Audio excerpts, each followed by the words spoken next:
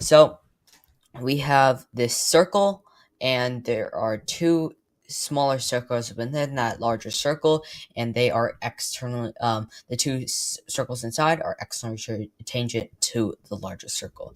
So whenever we see externally tangent or tangent in general, we have to draw uh, lines from the center of the circle to the other circle, and we have to draw a a right angle. Okay, so that's the most important thing to do, because as you see here, if we do have a line, it would have a right angle.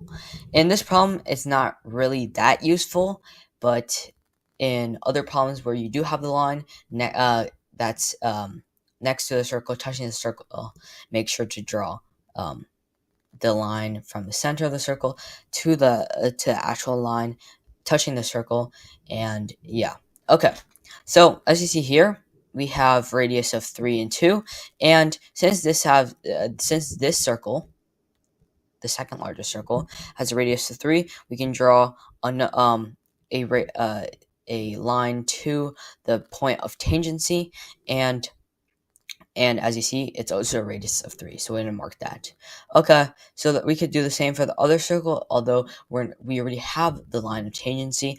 We can draw another line or radius to the center of the second circle, this circle right here. Okay, and then we draw that radius of 2, and now, as we can see, we can find the radius of the large circle. Okay, so we have 3 plus 3 plus 2 plus 2, and that is 10. And that is the diameter because it is the entire length here.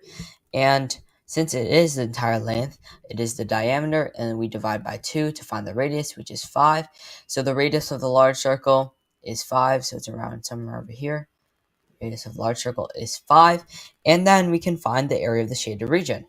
So the area of the large circle minus the smaller two circles is how we find the area of the shaded region. So first we find the area of the larger circle. So since it's a radius of 5, we know that it's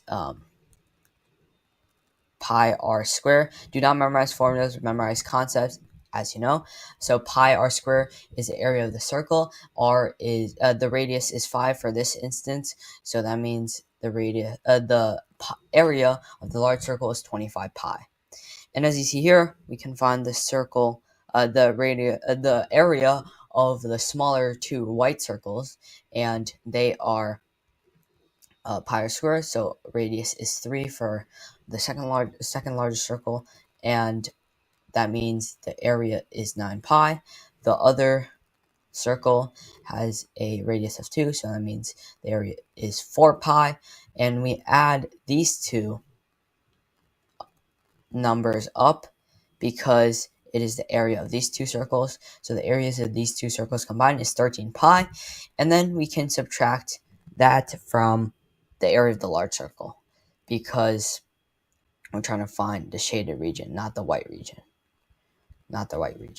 Okay, so 25 pi minus 13 pi is 12 pi. That's your answer, E.